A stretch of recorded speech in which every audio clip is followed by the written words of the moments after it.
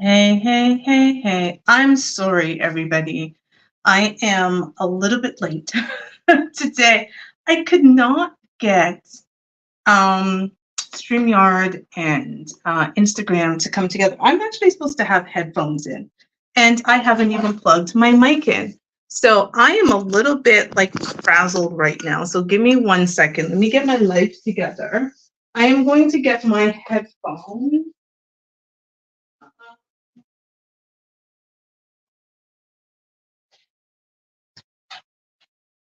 I don't even remember what this is connected to because I have two phones, but we're going to get into it. Give me 1 second. Can everyone hear me? If you're listening to me on Instagram, can you let me know if you can hear me, and the same on YouTube? Please let me know on Instagram and on YouTube if you can hear me and if the sound quality is good. You can, and the sound quality is okay. Thumbs up. Yeah. Okay. Okay, cool. Okay, awesome. Thank you. Thank you. Thank you. Thank you. Let's talk about sex, baby. Let's talk. Yeah. I never said I was a singer. I wanted to have this conversation because I think it is absolutely necessary to talk about the art of sex because it's such a complicated topic, right? Like people just, I feel like, are having sex all willy-nilly and forgetting that there's so much more that goes into sex. So this show is going to be a little bit of show and tell. And I might be saying some things y'all are going to be like, girl, like, you're sharing your business with the internet. Yes, I know I'm sharing my business with the internet, but if this show helps somebody have better sex, I am all about it because I think people should be having the best sex of their life. There is no point of having sex, honestly, if you're going to have terrible sex. And I have unfortunately met women, grown women, who said that they have never had an orgasm. So they are just willy-nilly giving their vagina to men, and they've never had an orgasm. And I think that's blasphemous. I could not see myself having sex with men and these men not giving me an orgasm. So I really want to get into this. And there are a couple of things I am going to go through. I want to thank, first of all of you for joining me. If you're joining me on YouTube, please make sure that you like and subscribe. And if you are joining me on Instagram, make sure that you follow and share this video so people know more about F Your Feelings, Fuck Your Feelings, the show. So let's get into it. Now, let me talk about why I even wanted to have this conversation. So I was having a conversation with someone I'm talking to, and the topic of sex was on the table. And I started talking about just the prep that a lot of us women do before having sex. And this is prep that men don't even consider, right? Like a lot of the stuff that we do, men have no clue about. So I figured tonight I'm going to give you some insights. And I'm going to do a little bit of show and tell about some of the things that women do to have sex, and then we're going to go down this rabbit hole again. So let's start with our pH balance. If you've ever had relations or sex with someone whose pH balance is off, it's probably not the best experience. Now, I will say that the sperm can actually throw a pH balance off, right? Sperm can actually throw pH balance off. You can be incompatible with the person that you're having sex with, and your pH balance can completely be thrown off. But if you're a man having sex with a woman whose pH balance is out of whack, I guarantee you, you're likely not going to enjoy the experience because it's not great. So for a lot of us women who take sex very seriously, we have to make sure that our pH balance is right. And how does that start? That starts with eating well. Interestingly enough, so what you consume in your body matters. You'll hear people talk about pineapple juice and drinking pineapple juice and having fresh pineapple juice. That's actually a real thing. It really does help to sweeten like your cum. And so a lot of us eat fresh pineapple juice or whatever the case might be. We might use pH balanced soaps or pH balanced douches or washes or so forth, because you want to make sure that, again, when you're going into a sexual experience, that down there is good, right? So no woman wants a man to have experience, at least. No mature woman who enjoys sex and wants men to enjoy sex with her wants to have her pH balance off, because it's a hot damn mess if your pH balance is off and you're having sex with someone. So there's a lot of prep that goes into just making sure that you have good pH balance. Secondly, we have to groom our nether regions. So again, we are waxing, we are nearing, we are shaving. There are a lot of things happening to make sure that your nether region is good. It's clean, it's clear. So if a man is going downtown, that you have all roads lead to the vagina, right? Like all roads lead to a good vagina. Now, there's some of you who like a more 1970s vagina, then you have that conversation with the woman that you are going to have sex with. But for most women, it's about making sure that that area is clean. And as a woman who has been waxed, let me tell you, having a wax is not something that most men would ever experience. That you are getting really close with another person who's got your areas moving, including your booty hole. Getting to the booty hole.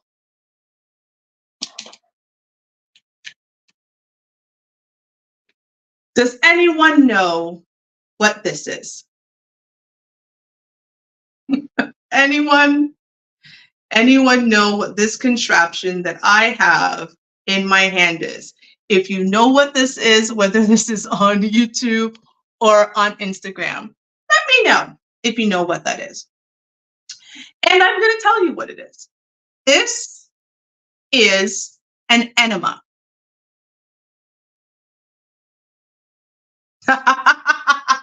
So, lovely Ange, this is an enema. So, let me explain to you. I love it. Conceited motherfucker on YouTube said it was an enema. It is indeed an enema. And what is an enema used for? Ha ha ha. An enema is used to clear out your booty hole for those of us who enjoy anal sex. So, if you enjoy anal sex, what you have to do before going to meet your man who is going to give you anal sex is you have got to fill this up either with a solution or water. Then this part here, it is best to lube this up, because this is going to go up your booty hole. Then you are going to be on the floor. Some people do it in the tub. Some people just do it on the floor of their bathroom. That's the part. You got to be on the floor of your bathroom. You're going to sit on your back. You're going to lay on your back, I should say. You're going to have your knees up, and you are literally inserting this up your booty hole. And then you are going to squeeze this in so all the water goes in. You're going to sit generally for about 3 to 5 minutes until you have the impulse to go and take a crap, and you are literally clearing your booty hole out so that you can have anal sex. And it is not embarrassing for you if a man is going a little hard, that nothing will come out. So I'm just going to list, yes, lovely Inge. Wow. So I'm just going to list all the things that I said as a woman. Because these are all the things that I do. So number one, I got to make sure my pH balance is right. So I'm eating well, I'm exercising, I'm drinking water, I'm minding my business. Okay. That's what I'm doing. I'm doing the douches, I'm doing the washes, I'm making sure down there is clean, right? Doing all those things. Secondly, you're also clearing the landing strip. So whether it's shaving, waxing, whatever it is that you do, nearing, you are making sure that all roads lead to a man going to your vagina. And thirdly, you are then sticking this contraption up your booty hole to clear it out for anal sex.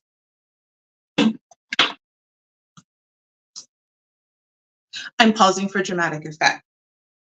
Now, to think that I'm going to do all of that and one, just give my vajayjay to any random Brad, Tom, or Tyrone, you are out of your cotton picking mind. Or number two, I'm going to have sex with a man who does not want to pleasure me, who's all about himself. And number three, have sex with a man that I don't have any sexual desire for. I just did all of this stuff. It's all of this stuff. And now y'all know that I have anal sex. Okay, mom, I hope my mom, yeah, this is not on Facebook. My mama can't watch this. Y'all don't be sending this to my mama either. Okay, she don't need to be knowing that what I be doing with the men in the bedroom. But I'm just saying. So these are all of the things that I know that I do, and many of the women in my life do. And I did a poll, and a lot of women stated that they do have a prep routine for sex. Some women will go as much as spraying certain things around their vagina, whether it's a special spray, perfume, whatever it is. Like there's all of these different things. There's a lot that goes into making sure, not to mention that you're actually also shaving your body. So shaving your legs, shaving your armpits, shaving your arms, some women, like it's a whole thing, or getting your entire body waxed. There is a lot of things that go into sex. So I want to talk about this because I feel like with all of the things that people are doing, or at least I just explained that I'm doing to have sex, there is an art to good sex. And I don't think anybody should be out there giving away their vajayjay for mediocre sex or to mediocre men and or women. This is also for the men, right? I don't know what prep y'all men do. If men can tell me what prep you guys do before sex. I mean, I know some of you shave the hair off your hairy balls and stuff so that no hair gets in our teeth. But what other things are you doing? Because again, I just named just three, actually four, the additional shaving of our body. And then fifth, maybe putting some perfume or some oils or anything to make sure that, again, the whole thing's together. Not to mention that a lot of us are showing up in the sexy outfits. Don't mind me, my breasts are all a little there today, but we're showing up in the sexy outfits. Like we're doing the most to make sure that we get a good sexual experience. So now let's talk about the actual art of sex. Is sex good if there is no orgasm? So I do all of this prep. I get in bed with you. We are doing the do. And at the end of it, I have nothing.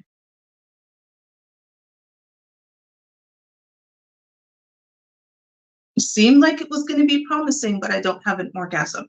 Can sex truly be good? Lovely Anne just saying thumbs up. Sex can be good without an orgasm. Gentlemen, for the men out there, can sex be good without an orgasm? If a woman is in a space where she thinks she's putting it down and she doesn't get you to that point, was the sex good? I can tell you for me, it might have been enjoyable, but it damn well is not going to be good. Lovely Ange, we're on Instagram. I'm not one that OH'd. Girl, what is OH, girl? I don't even know. See, I don't even know these acronyms. I need to get it together. But I can tell you, if I'm with a man several times and there is no orgasm, that's going to be an issue. Like we're going to have to sit down and have a conversation. I'm not leaving him, but we're going to sit down and have a conversation, and we're going to need to figure out what is it that we need to do to ensure that the end of this, that I get the release that I want. Because for me, the orgasm is the release. Okay, conceited motherfucker is saying it's up to the individual to help their partner understand how to please them. Aha, that is perfect. That is what I was going to talk about. You're just leading to me. On Instagram, they're saying, okay, I love you, Angie saying her phone is messing up her response. I do agree. So this is what we're going into. A lot of people are having sex before having the conversation about how they like sex. Sex is not just an action. It's not just something that we do. There is a lot of things that lead up to sex. I should have wrote these things down on my book so you wouldn't see me constantly going into my phone because I made notes. But are people asking each other, what do you want in the bedroom? Because I know that's a conversation. If I'm going into a sexual relationship with a new partner, before anything happens, we're having that conversation. I am not about to lay down with a man and he not know what I want or I not know what he wants. And we also, especially us ladies, because I can only speak for the ladies, we also have to create a safe space for the men in our lives to be able to tell you what their fantasies are. It doesn't mean that he wants you to fulfill them, but I think you need to be open to hearing, what does this man like in bed? What are the things that turn him on? What are the things that turn him off? How does he like his dick sucked? A lot of us have no clue how the new man wants to have sex. We're bringing in the old man's sex into the bedroom. That's not going to work. Just because my ex liked it for me to be on top and basically jump up and down on him, let's just say that what he liked, or he liked doggy style, or he liked it lazy man, I used to call it sideways sex, does not mean that the new man you're going to enter into a sexual relationship with wants the same thing. So are you having the conversation about what do you like in the bedroom? What don't you like? What are things that you've tried that you thought, I'd love to do this again? What are things that you're thinking about trying? Have you ever been to a sex club? Have you ever had tantric sex? What about Kama Sutra? Like, all of these conversations need to be happening before you even make it into the bedroom, because there's a stimulation that you have. Like when I'm talking to somebody that I have yet to have sex with and we're having those conversations, there's something that happens to me and I want to be turned on by this man before he ever touches me. Lovely Angie saying, I don't orgasm. I've only, girl.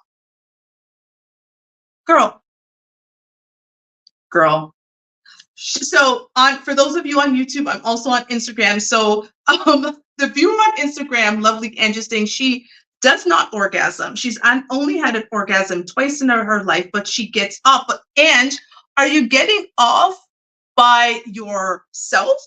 Like, are you using a rose, your hand, a vibrator? Like, how are you getting off? Because I feel like that's a waste of your vagina power. If you're giving a man your vagina and he's not doing what he's supposed to do, that's losing the vagina power. Okay, girl, you do come. Okay. I don't know how you do that. I've never done that. That must be a hell of a good penis. It probably has a bit of a curve or something going on, because those curved ones will get you a good old. Oh, Angie's saying she doesn't have to orgasm. Oh, I do. No, thank you. No, thank you. I need to have an orgasm, especially after a long day at work or a long week, or if I haven't seen my partner in a while. Like, the orgasm is like the cherry on top for me. Like, I need to be doing the most. Like, I need to be squirting. Like, I need to be like doing the most. Like, it needs to be done. Like, I couldn't imagine, because then I just feel like, what did we do here? But back to what I was saying previous to this about having the conversation about sex. Sex should be something like a man should be able to turn me on, and vice versa. A woman should be able to turn you on before you even touch each other. Before you are ever in the same space to have sex, there should be this type of conversation that happens that you are so turned on by each other. To me, intellectual stimulation gets me going. How a man can verbalize and articulate what he wants in the bedroom turns me on. I want to know how he wants it. I want to know how hard like, I want to know all of it. Those types of things, like listening to how a man describes sex, intellectually stimulating for me, and that's really helpful. Thank you. Conceited motherfucker saying he agrees with me, right? I think it's a he. I'm sorry if this is a woman. I'm gonna guess you're a man. Um, but right, like foreplay starts before you ever hit the bedroom, ever. If you have to, yes, seductive text, pics, all of those things. This is the real art of sex. The act. This is the act of sex. That's all that is. But the art of sex starts before you enter the bedroom. It is those seductive texts.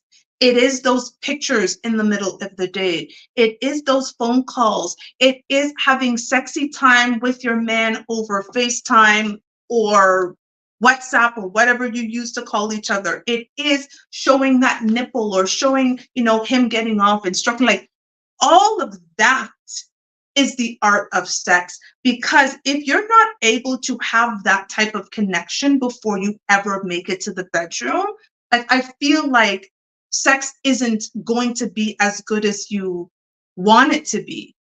And I also say, how can you have good sex if you can't verbalize what good sex is for you?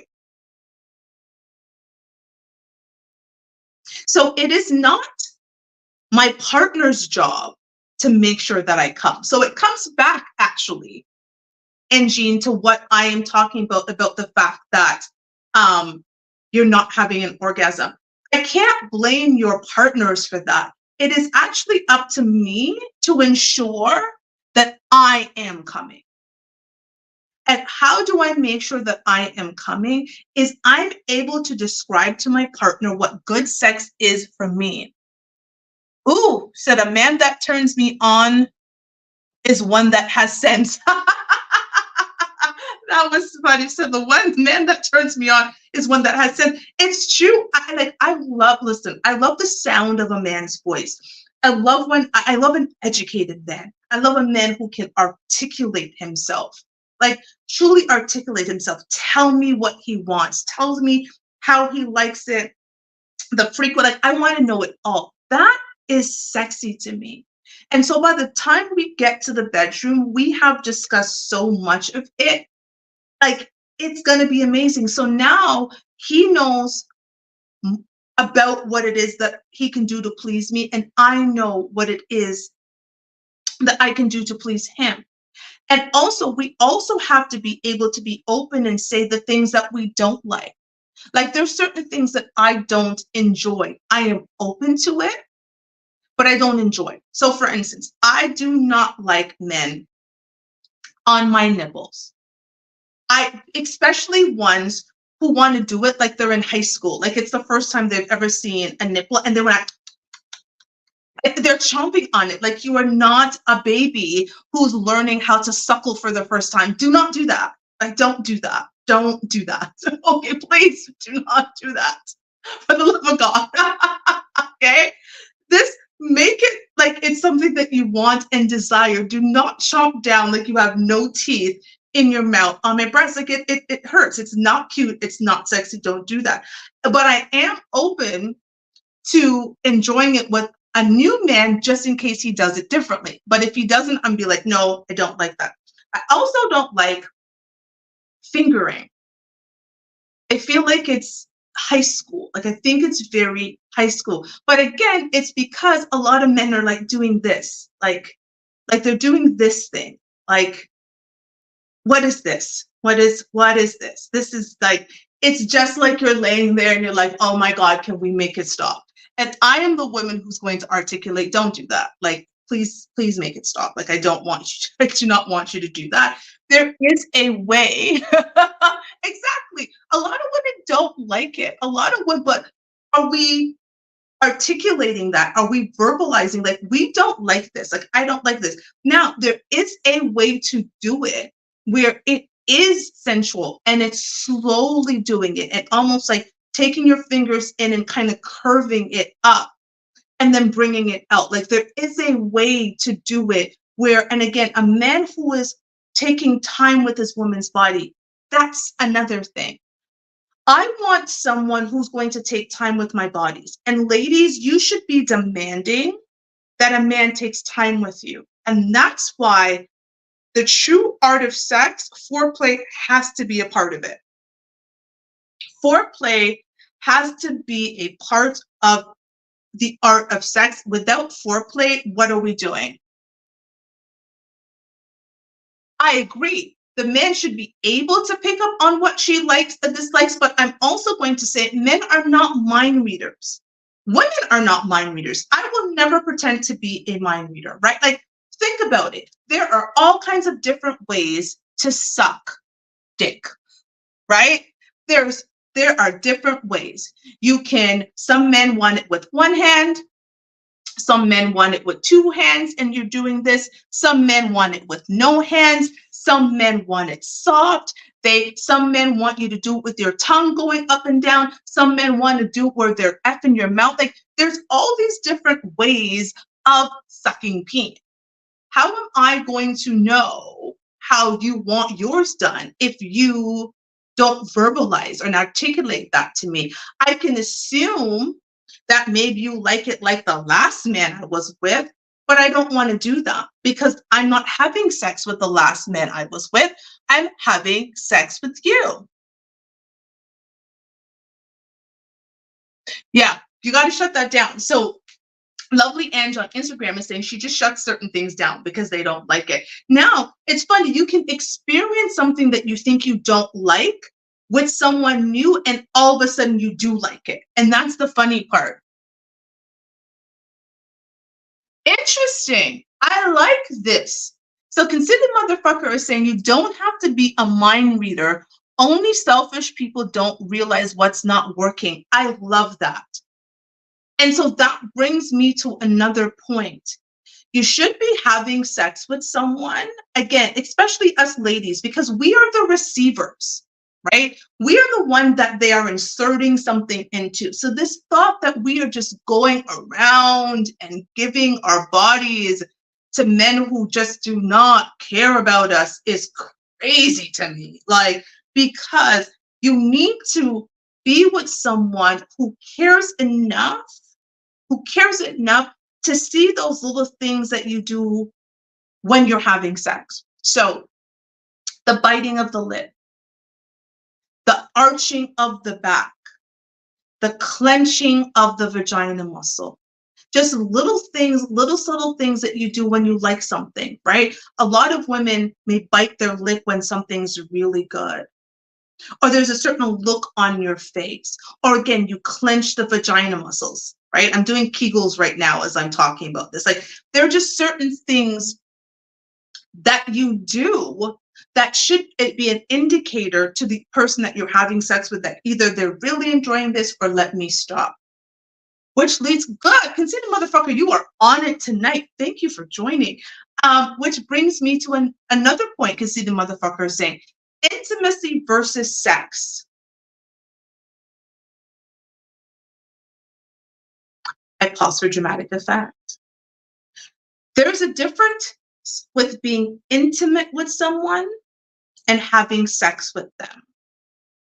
I want you to have sex with my mind, and that requires intimacy. Sex is penetrating my body. Intimacy, which is why we talked about earlier, right?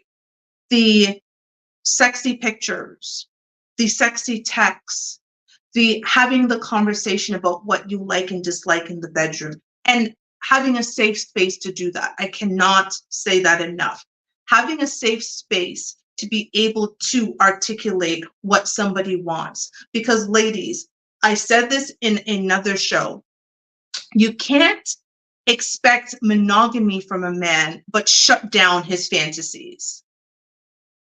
Because if you're like me and you date the men that all these women come on Kendra G and Kevin Samuels, rest in peace, Kevin Samuels, and say that you want, if you're not at least open to hearing out his fantasy and potentially entertaining some of them, some next woman will. Guarantee you that. Okay? There will be some next woman who will be open to entertaining those fantasies. And so, at the very least, if we're going to expect monogamy, we have to allow fantasy. And we have to ensure that our men feel safe to be able to share those fantasies. Because there is something intimate, going back to conceited motherfucker, about being able to be open and honest and raw with your partner. I don't want a man just to give me his body. I want to be in his mind. Like, I want that man to be thinking about me. I want him to go to bed thinking about me. I want him to be thinking about me throughout the day. I want to get those messages, just be like, I miss you. I miss your face. What are you doing? Send me a pic. What's going on? That says to me that I'm in his mind. I'm in his head. That I'm in an intimate space of him. It isn't just, hey, when are we hooking up? Are you free? Blah, blah, blah, and come over and lay down and insert my vagina, insert himself into me. I want to capture all of that intimacy, those things that we do, those alluring things that we do. And this is why, ladies, I talk about tapping into our femininity. There is a reason men or women are different. I don't expect my man to do the things for him, do the things for me that I'm willing to do for him, because there's something alluring about femininity, right? There's an alluring thing about feminine. There's certain things that we do as women that men are just never going to do. And if as a woman we tap into our femininity, which is another point of the art of great sex women, you have to tap into your femininity. Men want soft women. They do. They want women who are open. They want women who understand their own bodies, right? They want women who are going to be able to articulate what they want them to do with their bodies. They want women who are going to be expressive, right? And an expressive in a way that only we can be. There is a feminine way to say, fuck me hard. There absolutely is a feminine way to say that, right? Men want to be, in my experience, and I don't have a lot. Believe me or not, right? Like, in my experience, like, the art of good sex with women, it's us tapping into our femininity. So conceited motherfuckers also saying it's the man who helps that woman open up and be at her most feminine stage. What do people think about that? Let me ask you this, conceited motherfucker. If a woman isn't already tapped into her femininity, what is it that a man can do to allow her to tap into it? Because for me, like, I came out of my mother's vajayjay and tapped into my femininity. I've always understood the power of my femininity, not the power of my vagina, the power of my femininity. My femininity has opened doors for me. So has my looks, I know that. But my looks is also part of my feminine draw.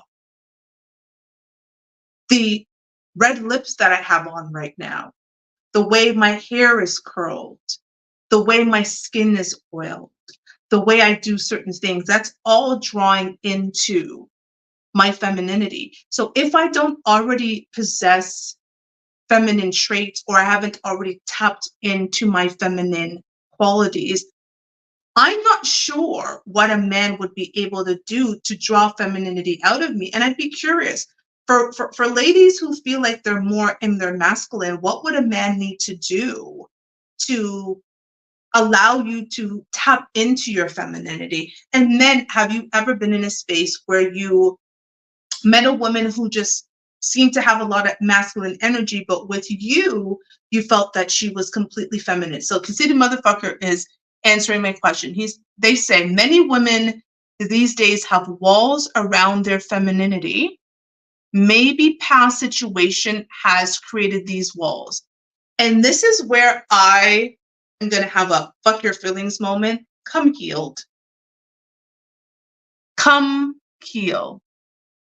It's tough for me to say to a man,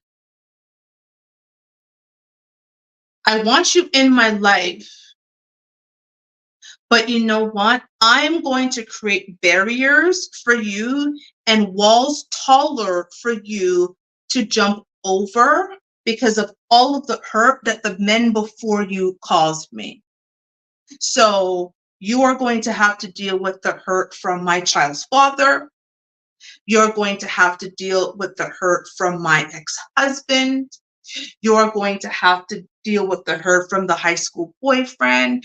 And if a woman's got daddy wounds, you're going to have to deal with the hurt from my dad not being around. So now a man has all of these walls that he's climbing that he didn't create.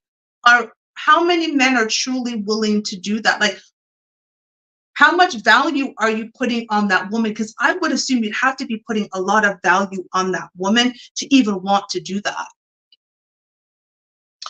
You may think you're healed until something arises. Here's the thing about being healed. Let me explain. As someone who has gone to therapy, and I am a proponent of therapy, I think therapy is important, whether it's a psychotherapist, a psychologist, a psychiatrist, a social worker, or whomever. Here is the thing about when you are truly healed.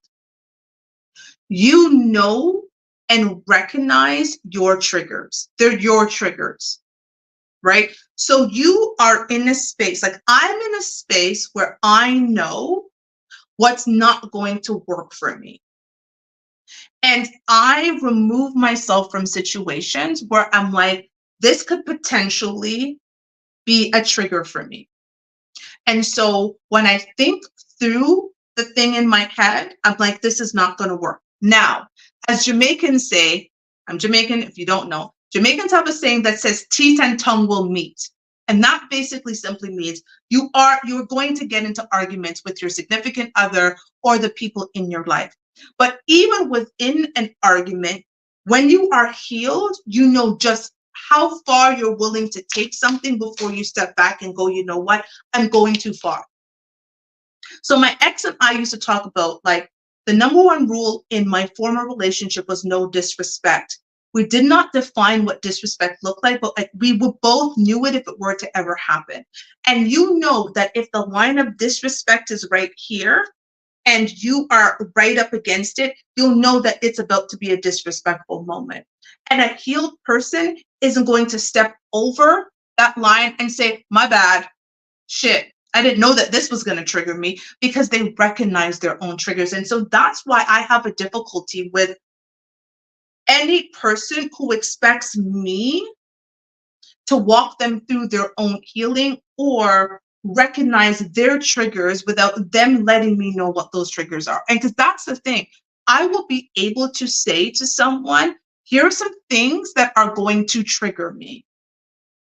And this is why I even recommend therapy before things get bad, right? You should have couples there. If you're really considering being with someone for long term, especially if this potentially could lead to marriage or cohabitation or anything like that, have that therapy right in the beginning, so you have a line of communication to understand those things. Because maybe, listen, I can articulate myself very well. I have no problems being vulnerable. I have no problems being open.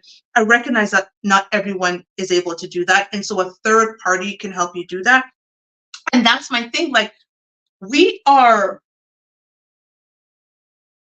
sex is the most intimate thing we can do. I would never stand here on this show right now and reveal myself naked to you. I might be bearing myself, but I would never reveal myself. Not only would the show cut off, but I don't need all of you seeing me, my naked form, right? So the man that does see me naked is someone that I'm willing to bare myself to. So it's interesting to me that we're willing to bare our bodies, ladies and gentlemen, to people, but not bare our souls. And for me, it's important to do both. And so I need to bare my soul to you so that you understand my battle wounds and what I've been through. And the things that, you know what, if these things were going to happen, as much as I'm on a healing journey, because healing never ends, I need to understand that this is going to be an issue.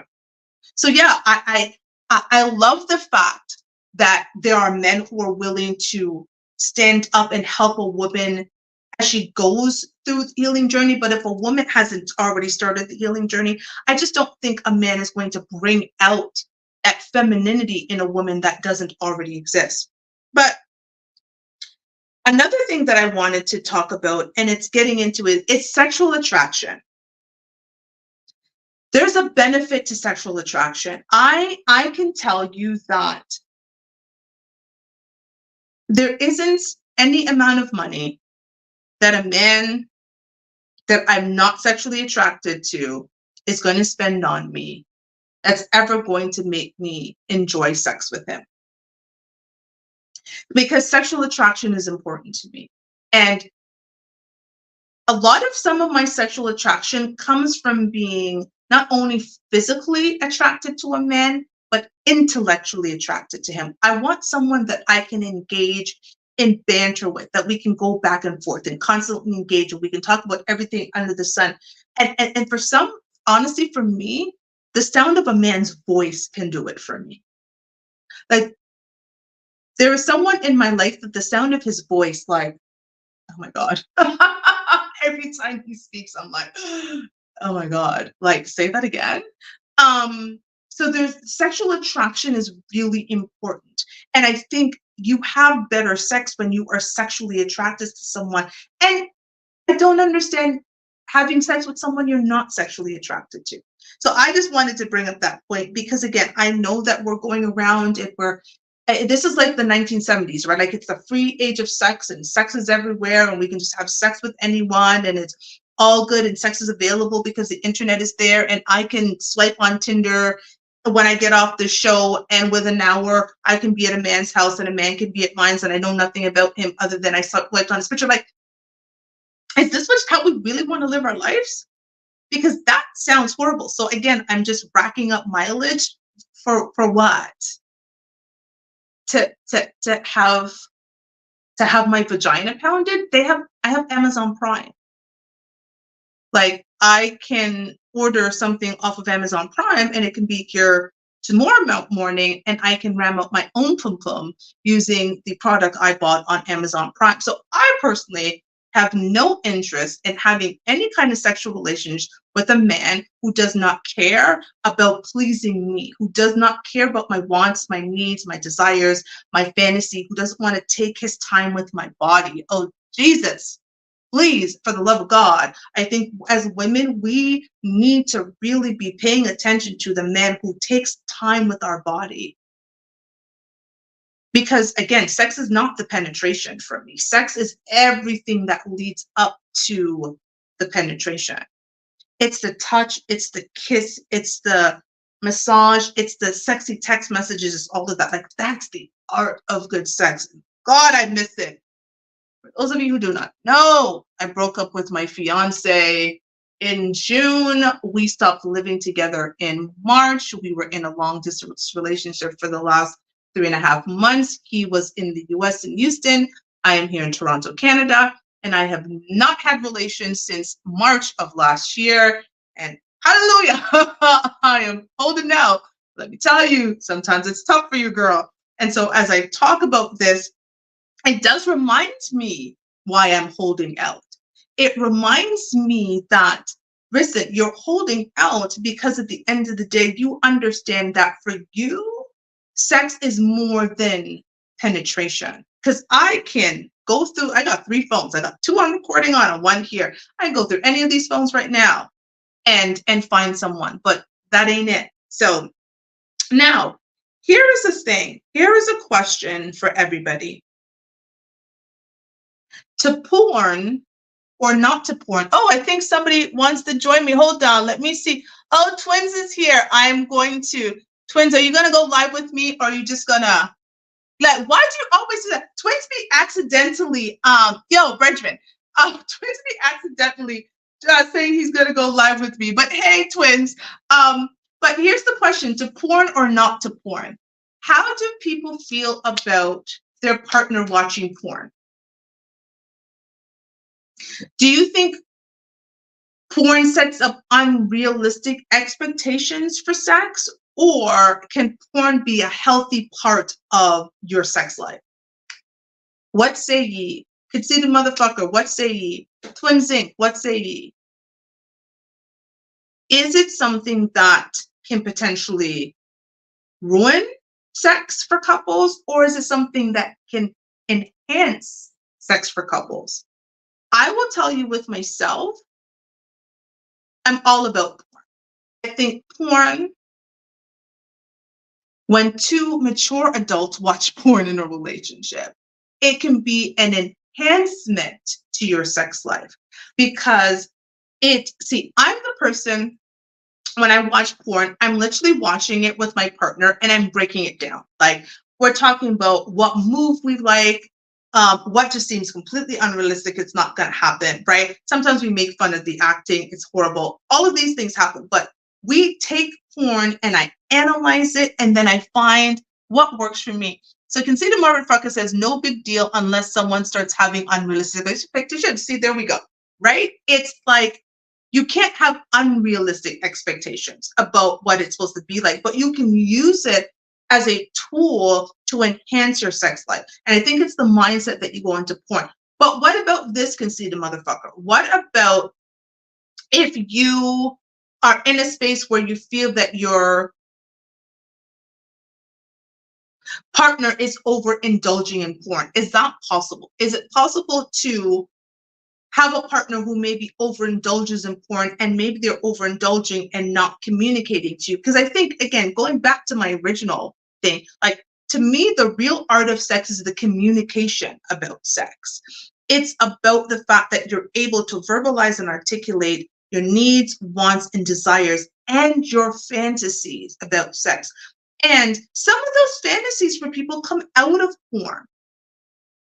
Some of those fantasies do come out of porn. Is porn often unrealistic? It can be.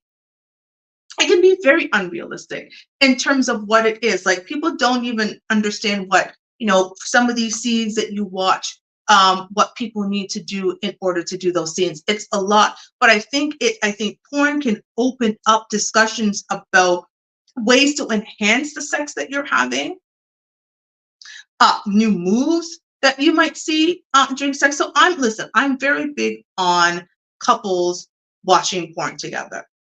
Now, I remember a discussion I had with someone who said that his partner was upset about the type of porn he was watching because the women in the porn looked nothing like her. And I remember my ex at the time was like, well, duh. Men want women who aren't you sometimes. Like, for me, if I walked in and my partner was watching some blonde hair, flat chest, like no bum, but still fit, like white girl, I wouldn't be upset. It would not mean that that's what he wants, because at the end of the day, he already has the big booty, the big breasts, thick, and I actually mean thick, not the other thick that people use, right? Small-waisted black woman in his bed every night. Sometimes men just want something that isn't you. Men just want to see something that isn't you because they have you all the time. So I think, again, it goes back to, with porn, we should still allow our partners a safe space to be able to indulge in it without judgment. I don't understand the idea of having sex with somebody, but then carrying so much judgment around it. So I tell my partner my fantasy, and then they're judging me on it. I'm watching porn, and then they're judging me on it, right? Like, I talk about a new sex position, and they're judging me on it. Like, why am I having sex with you if you're then going to judge me on how I desire sex? That doesn't make sense to me. It sounds like I should not be having sex with you, that you're not the partner for me, because, again, I personally, I can only speak for Toshiba. I personally cannot have sex with someone I don't feel safe with. I cannot.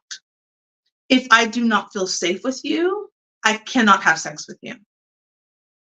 Because what is the point? Again, I am standing in front of you in my most vulnerable state, because I definitely would not be standing in front of all of you right now and taking off this dress. I'm already showing you enough. Y'all get enough every week. But my breast is out. Shit. I'm not about to show you the rest. I appreciate you guys, but y'all are not about to be seeing all of this. And so thank you.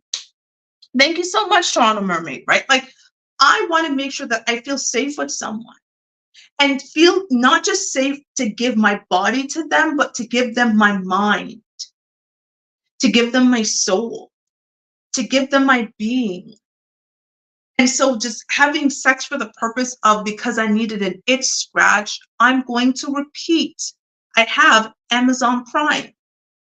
If I need something scratched, I can order it from Amazon and it will arrive tomorrow.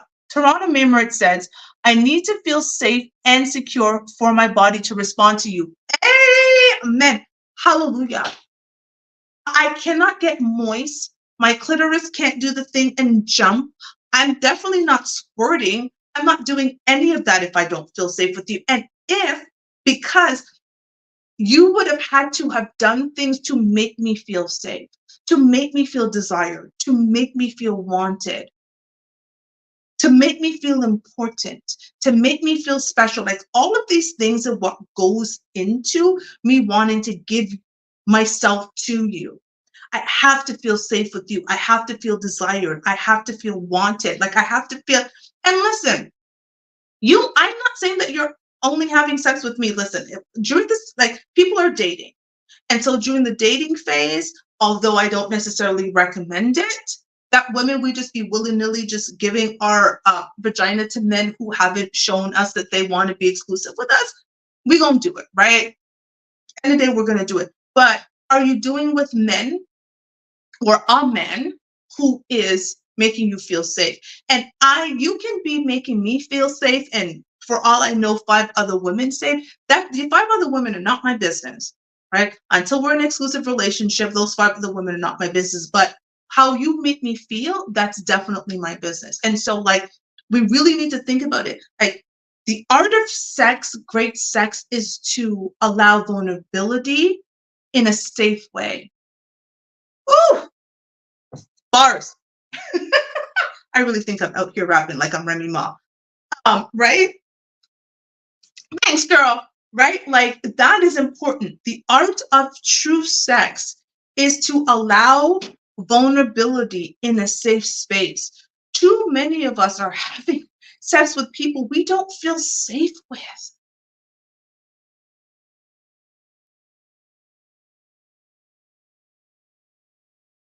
This is me, like, trying to make sense of it. If I don't feel safe with you, why would I give you my body? Because here's the thing, and it doesn't matter who we are. Let me tell you, it does not matter who we are. We all have a little bit of insecurity about our bodies the first time or at least the first couple of times you have sex with a new person. I know I do. And I'm a person who works out 6 days a week. I be doing the most.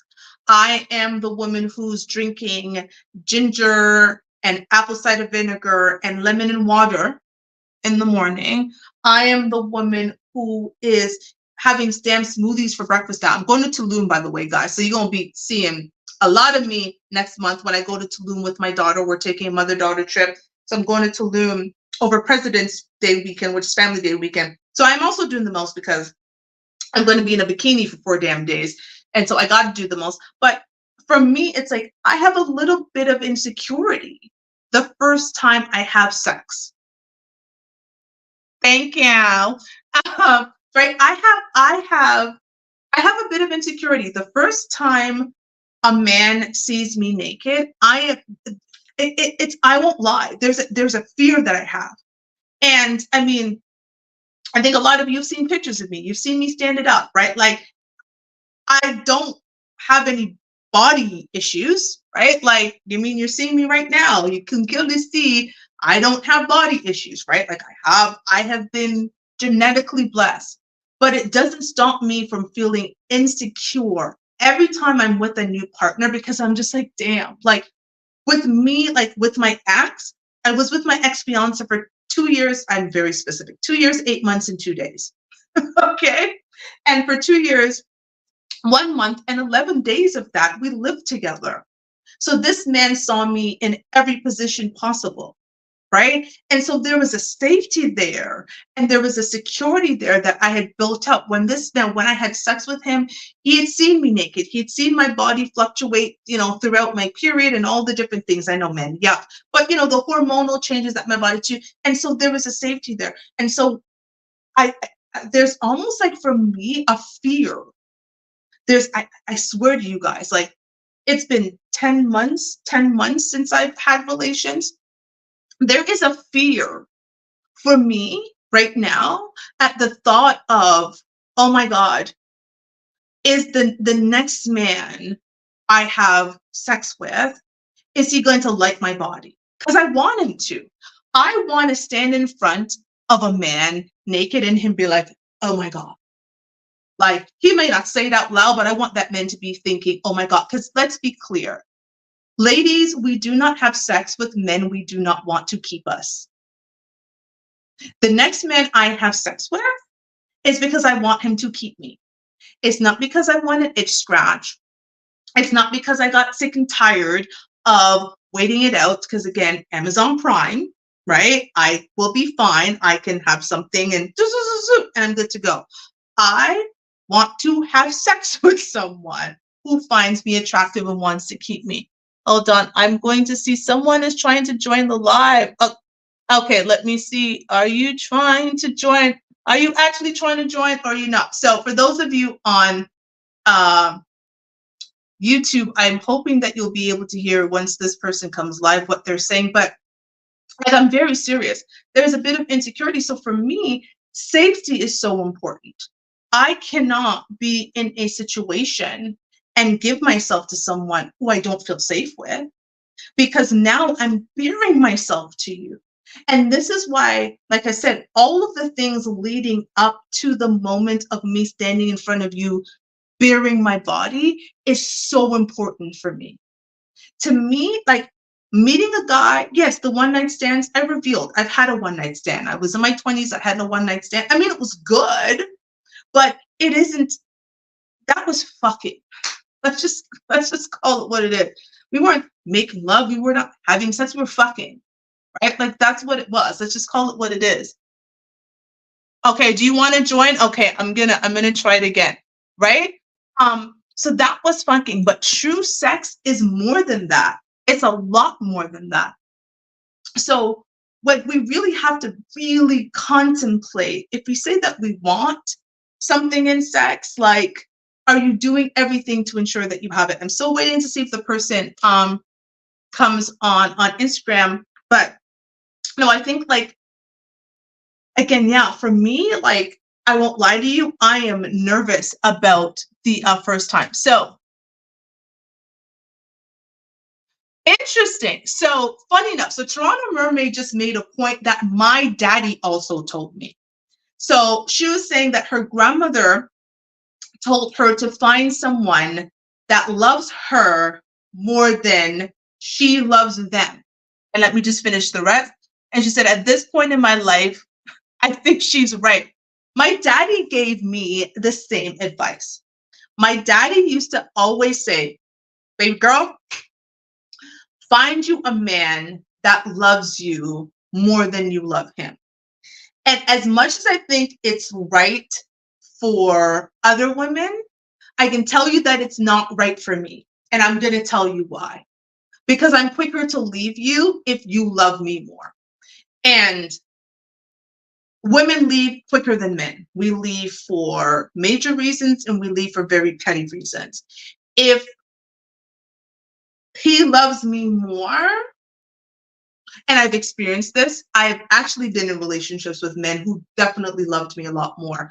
My ex-husband loved me a hell of a lot more than I loved him. And it was easy for me to leave when he screwed up. I mean, he screwed up a few times.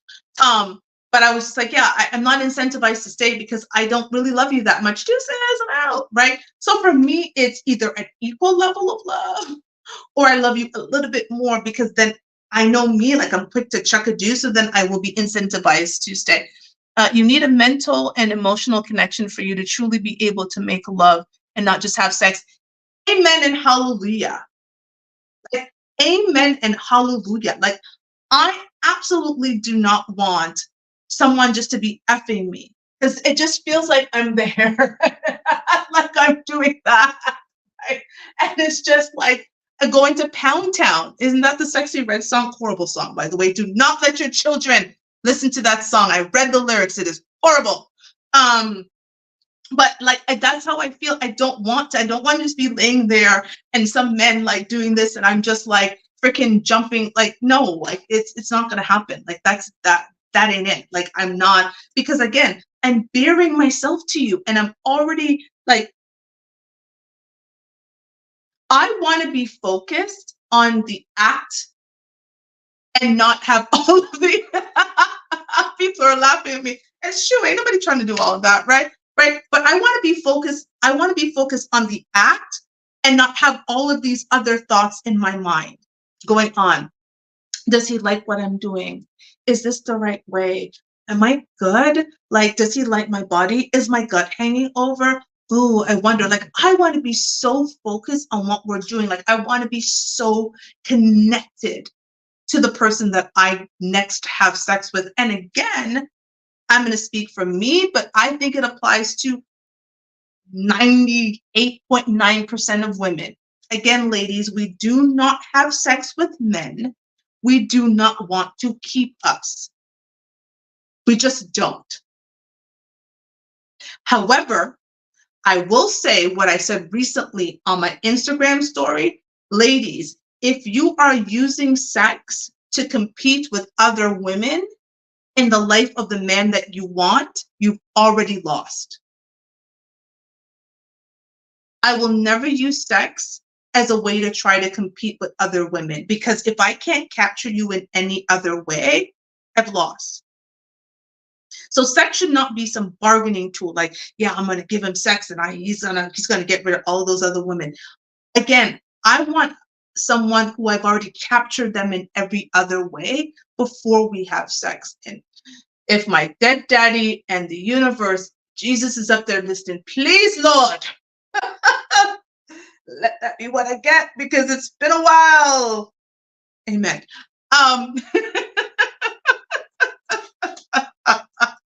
Y'all, like I am a mess. Toronto Mermaid said prop, prop, prop. So one more thing, and then I'm actually going to answer some of these questions from the tonight conversation cards. But another thing that's going to be important is you actually have to talk about what roles you want to play when you have sex. So for instance, me, I am a complete submissive in bed. I do not want to have a dominant role. We can role play, but I do not want to be the dominant. I am dominant in so many aspects of my life. My job requires a lot of decision making. I do all of the creative content for the shows that I do. I am writing books. I am raising an adult child. Like there's a lot of things that I do. So the moment when I am in bed with my man, I am submitting. I am the woman who submits, and I am talking in every way. Like, y'all don't need to know this much about me, but I am submitting in every way. I done showed you all the fact that I have an enema machine. So, and for those of you who missed what this enema was for, it's you put this part up your booty hole, you squeeze the water that's in this part, and this clears out the ish in your back door, right? So I am submissive in bed. Like I am very submissive. However, if it is not you're a man who wants a woman who's a little bit more dominant, or you're a woman who requires a more submissive man, ladies, I don't know why you would want that. But more power to you, no judgment, Judge Judy. But that's a conversation that needs to be had, because you never want to be in a position where you're having sex and the roles are all messed up, where you were hoping that they took on.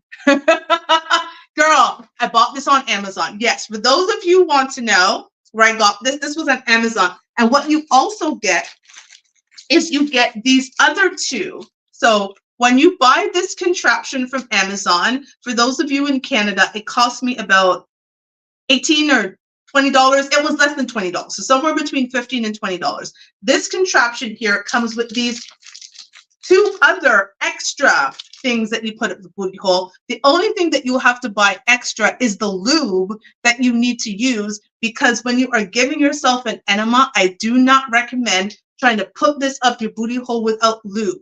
You need to be able to insert it properly so it goes in. And what you have here, and I mean, for some people, this may not go all the way up. You might be able to only get it at a certain point, but you want it to be comfortable. And then again, you squeeze this thing and the water is going to come out of this hole here.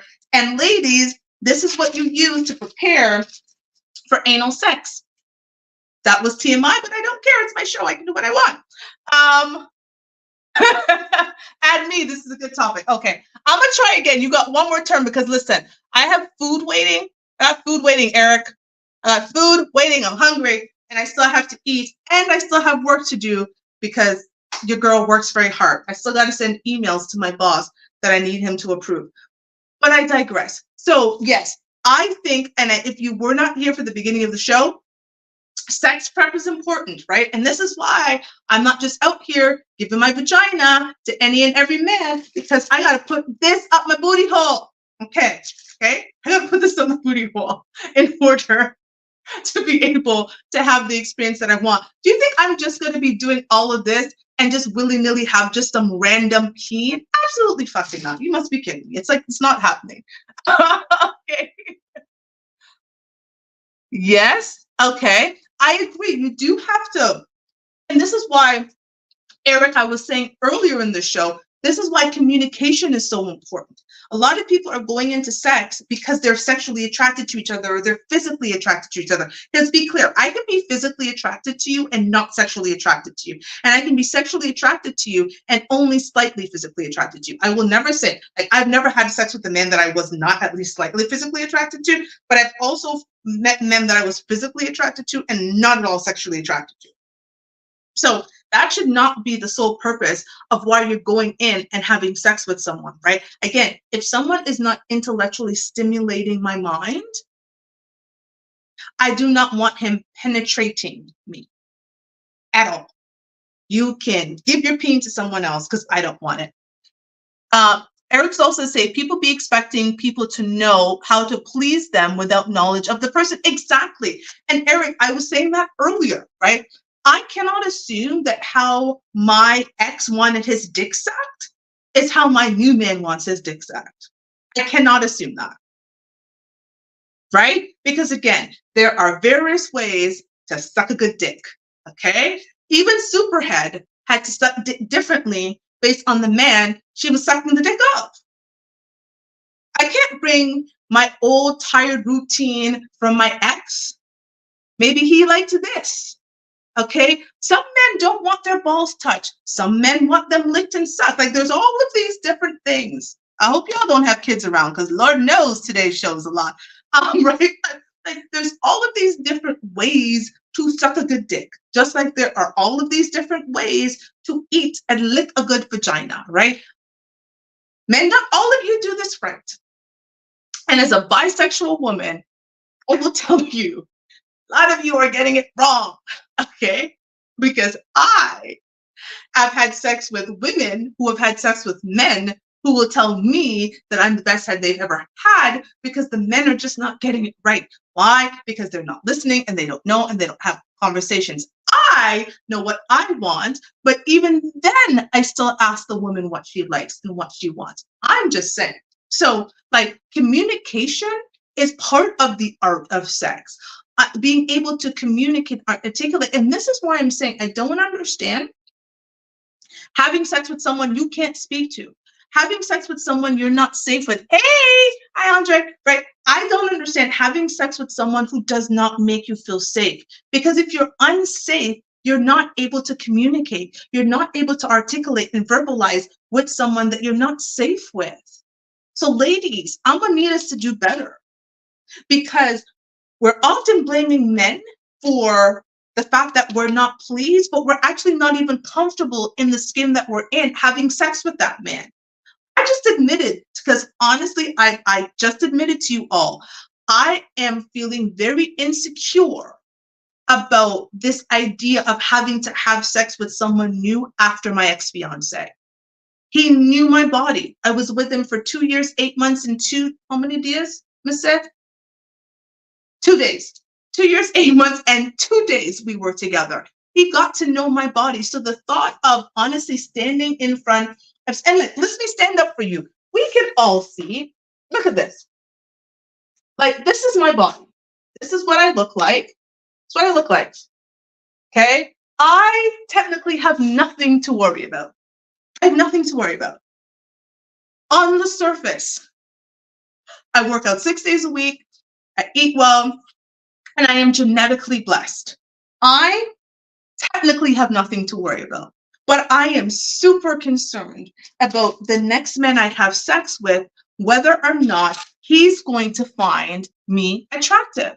And so I'm not going to go through all of the prep and all of the stuff that I do to end up having sex with someone I don't feel safe with. Okay, so Eric is saying this time I need to be taught when I'm with a new woman because you can't use your old method on someone new. Thank you, girl. You know what I'm saying? Like 44, I'm just saying, let me just show you again. This is the body of a 44-year-old woman. I'm just saying, talk to me. I'm just saying, try it. I'm just saying, holler at your girl. But is your insides look good? Oh, Eric, you just pointed out, honestly, thank you for joining. This is the last thing I'm going to say before I start answering the question. This is why I was talking about the fact that there's so much that we need to do that is also internal. So I agree with you, not only just for sex, but I am actually a good person inside. If that's what you're talking about. I also have good moral character. I'm actually a good person. I am a woman of value. And these are things that as women, we need to also be thinking about, right? Like we want to be chosen by men, right? And as much as I'm talking about sex, like I don't compete with sex. I know a lot about sex. I read about sex. I watch porn. I write about sex. I've written 6 books, 7 books about sex that had people saying, oh my God, girl, like what the hell? I am actually an erotic sex writer. If you do not know, I have a series called the Sienna series. Please look it up on Amazon. SIENNA. Look up my name, Toshiba Billings, on Amazon, and you will see my 6-book series called Sienna. And I also have the full volume. I wish I had it on my bookshelf to show you. I'm supposed to be ordering a new set because I sold them. But the Sienna series is my Black erotic sex series where I actually also write about sex. And people have bought my books about sex, right? So I'm a person who's engaged in sex, but I don't compete with sex. So Eric is saying you can look great on the outside, but have a nasty personality that will turn someone off real fast. Facts on facts. Facts on facts on, like facts on facts on facts on facts on facts. Absolutely. And this is why competing on sex is dangerous. If I'm ever going to win a man, and ladies, we're all competing, because listen, men are dating. Some of them may not be telling you. The ones that I date are honest with me because I force them to be honest with me. I ask the question. I tell people, listen, I'm going to ask you all the questions. All you can do is say, Toshiba, none of your business, but I'm going to ask you. I'm going to ask you the last time you had sex. I'm going to ask you, how many women are you having sex with? How many women are you dating? Like, I want to know because I want to understand, is this something that I want to deal with and being? Is this something that emotionally works for me, right? And again, Conceited Motherfucker on YouTube was talking about triggers. For a lot of women, knowing that there are other women in the pictures might be triggers for them. So you need to know these things. So I completely agree with you, right? Like, luckily, for any single men out there who are looking for a wife, I also have a good personality. Anyways, plug. But I agree with you. I think conversation is important. And again, feeling safe, being vulnerable, feeling safe. It's not just about the act of sex, it's about the art of sex. So I'm going to leave it there for a second. I'm going to let these comments go for a bit. I'm going to answer a couple of questions, and then I actually have to eat, and then I have to go and finish some emails for real. Like, it's so late and I've got so much work to do. So I'm going to answer a couple of questions, and I would love the audience to answer them as well. Well, good for you, Eric. We can exchange notes because I'm hope my husband's looking for me. So these questions are going to come from tonight's conversation of these cards that they have. So I am going to. This is a perfect question. I did not set this up. I just pulled it from the top. So here's the question. Have you ever had lousy sex before? If so, what made it so horrible? Yes, I have had lousy sex before. And what made it horrible was the man was selfish. And I've told y'all my business. I am a submissive in bed, but I'm also very selfless.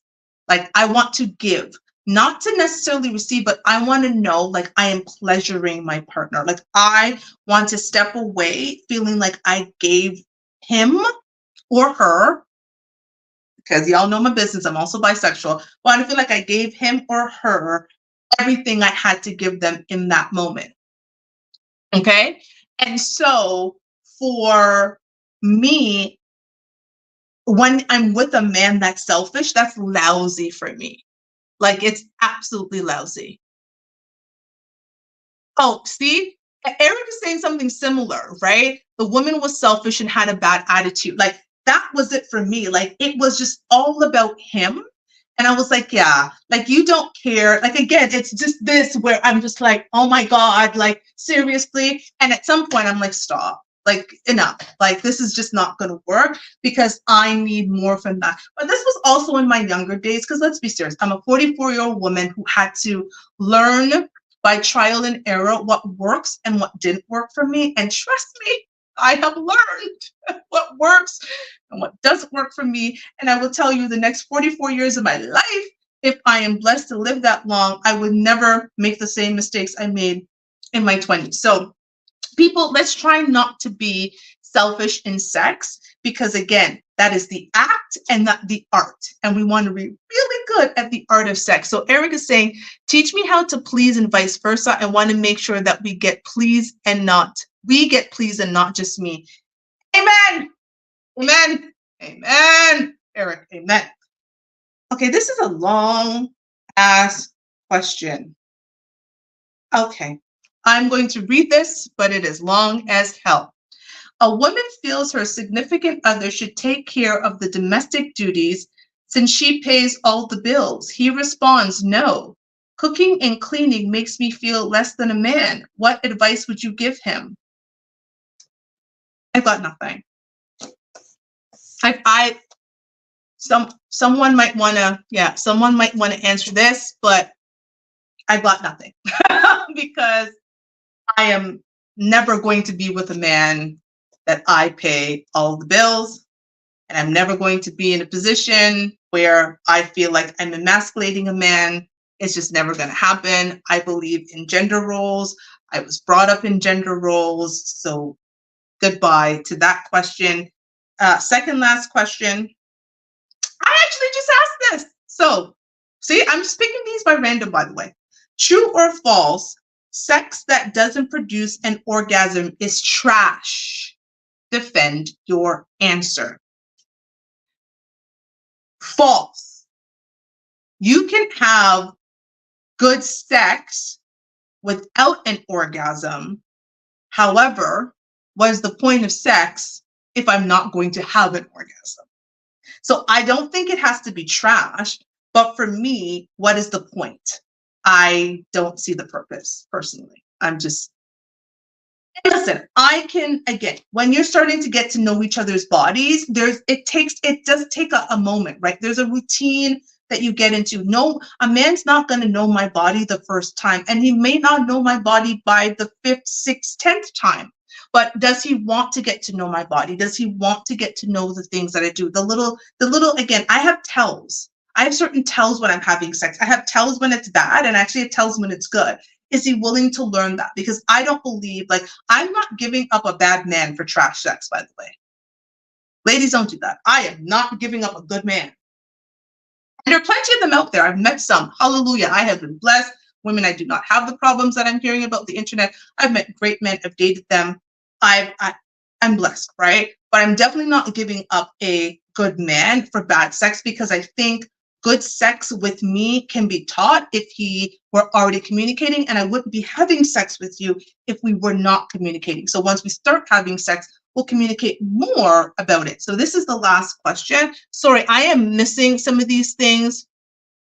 Oh, well, Eric agreed with me. That is a big false. So thank you, Eric, for agreeing with me on the fact that you can still have great sex without an orgasm, but I don't like to have sex without orgasms. And so me and my partner are going to have to work it through, because we're going to get there.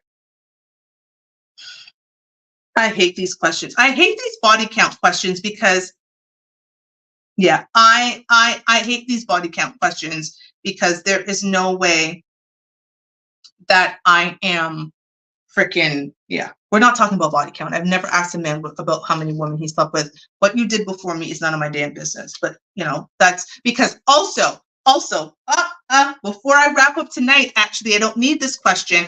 I'm going to talk about this. Before I wrap up tonight, let me also say, part of the art of great sex is safe sex. Let me repeat. Part of the art of great sex is safe sex.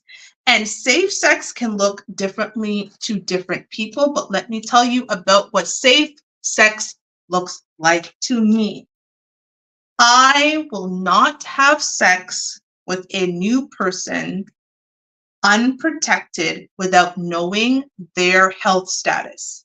And so I need to exchange information with my partner about whether or not they have a disease. Okay? So before I have sex with a new person, they need to see my last physical and the results of my last physical, and I need to see theirs. Or depending on how far your last physical was, I will ask you to go get a physical so that I know, should anything happen and we decide not to use condoms after a while, that I am safe. And before I stop using condoms with you, I'm also going to ask for you to get another health check, because that's part of me feeling safe to be this vulnerable with you. I cannot be in a situation where I am having sex with you and I'm concerned, like, girl, I mean, you've been talking for a while, you guys have been dating, things are good, but you don't know, not going to happen. Amen. Like, I just got my health check in November. And so I can quickly pull up for a man online. Here are all of my test results. I have not had sex for 10 months. And so my results are good. However, if he wanted me to go and have a new test, I would be happy to do it because I think that's important, right? I think safe sex is the best sex. I think that's the best art of sex. And again, I don't want to have things in my mind and worried about things in my mind while you are penetrating my body. So that's my thing. Now, I want to thank you all for joining. This was a great conversation. For those of you who do want to go live with me, please send me a DM on Instagram if you would like to be a co-host. I am going to be bringing on new co-hosts over this season. We are in season 5. So if you'd like to join me as a co-host, please let me know whether it's on Instagram or on YouTube, and I will send you information and we'll have a call and discuss what topics we want to talk about. I would like to bring men on so I can have a male perspective. I got this woman shit covered. But if you are a woman and you want to join, also please let me know because you might just have a completely different perspective than I do, and I am good with that. So before we go, let me read the last comments that Eric here has to say. Person should be able to turn you on without having to touch you physically. Mental intimacy is very important. Drops mic. That is the last words. That's all she wrote. I appreciate you all because I'm actually hungry and I made chicken and rice and broccoli, well, chicken wings and rice and broccoli that I'm looking at over in my kitchen, and I'm hungry. I gotta go eat. I appreciate you all. I love you all. Thank you for joining Fuck Your Feelings. And I always recommend that you bring a little fuck your feelings into your life because it actually might just save your relationship. Good night, all. Love you. Bye to YouTube. And I'm gonna say good night to